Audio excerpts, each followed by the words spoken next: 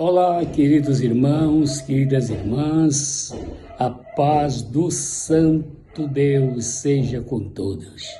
Deus a todos abençoe, na graça, na paz, no amor, na sua misericórdia. Sejamos, pois, guiados pelo Espírito de Deus, não guiados por vista, mas guiados por fé, como recomenda a santa palavra do Senhor. Seu culto doméstico desta quinta-feira, dia 20 do mês de agosto.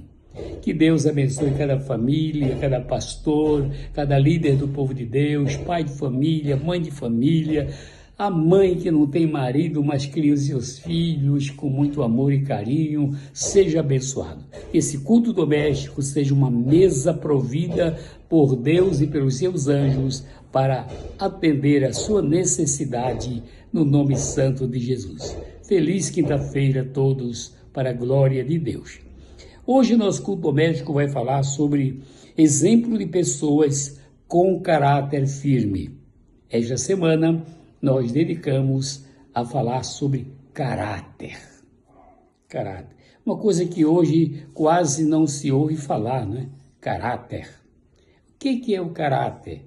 Já repeti 1, 2, 3, 4, 5 vezes que o caráter é o conjunto de valores morais, não é materiais, é morais, faz parte da nossa vida espiritual. Princípios e traços que definem a maneira como uma pessoa, um ser humano, age, reage e toma decisões no seu dia a dia. Então, esse caráter precisa ser forjado pelo poder de Deus na vida de cada um de nós. Amém, amados? Eu reservei para a nossa leitura o que está escrito em Atos dos Apóstolos, no capítulo 20, e o versículo 22, 23 e 24. Veja o que diz a palavra do Senhor.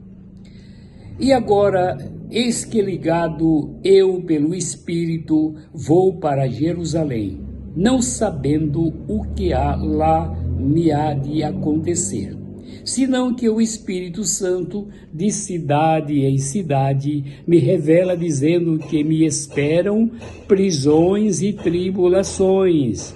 Mas em nada tenho a minha vida por preciosa, contanto que cumpra com alegria a minha carreira e o ministério que recebi do Senhor Jesus para dar testemunho do Evangelho da graça de Deus.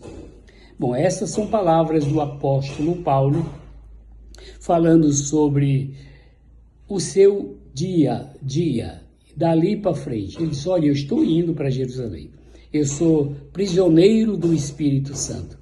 Eu vou aonde o Espírito me manda, aonde ele determina. Não sei o que vai acontecer comigo, porém eu quero cumprir com a missão que o Senhor me deu, que o Senhor apareceu para mim e que se cumpra com a minha carreira, o ministério que recebi do Senhor para dar testemunho do Evangelho da graça de Deus. A vida do servo de Deus só é considerada vitoriosa se este servo de Deus estiver submerso, mergulhado na graça de Deus. A graça de Deus se é manifestado trazendo salvação. A salvação é pela graça e pela fé. Pela graça sois salvos por meio da fé. É dom de Deus, não vem de obras para que ninguém se iluda. Então eu quero mostrar alguns exemplos na Bíblia, alguns exemplos de pessoas com caráter firme, pessoas que, mesmo sendo atribuladas como Paulo, ele não desistiu de cumprir a sua missão. Primeiro, José, filho de Jacó, o amado filho de Jacó. Gênesis 39, 7 a 12, mostra a trajetória deste filho de José.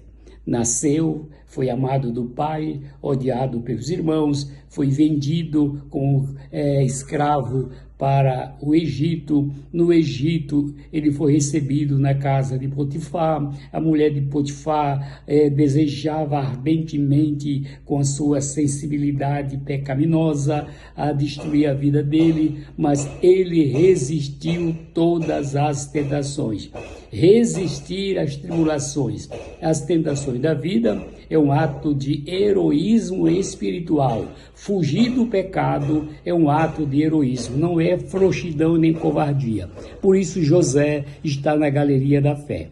Os 3 hebreus lá de Daniel 3, 16, 17, 18, Mesaque, Sadraque e Abdenego, recebeu uma ordem que quando ouvisse o estrugir das trombetas, dos adufos, eles teriam que se ajoelhar diante da estátua de Nabucodonosor, e eles disseram não. Nós nos ajoelhamos diante do nosso Deus, que é todo-poderoso. Meu irmão, minha irmã, não tem coisa mais preciosa para um ser humano do que estar na presença de Deus. Deus espera de cada um de nós que estejamos na sua presença, confiando, crendo no poder dele, porque o Senhor pode nos livrar da fornalha de fogo ardente. Louvado seja o nome precioso de Jesus. Temos também a mesma história de Daniel, o profeta Daniel, no capítulo 1, versículo 8, capítulo 6, versículo 10, que Daniel propôs no seu coração não se contaminar com as iguarias da mesa de Nabucodonosor. Não. Eu quero estar em comunhão com o Pai, com o Filho, com o Espírito Santo, com Deus Todo-Poderoso. As ofertas do mundo não agradam a Deus. Por isso o apóstolo Amor diz, não ameis o mundo nem o que no mundo há, porque são coisas que vão prejudicar o nosso caráter e a nossa vida de comunhão com o nosso Pai Celestial.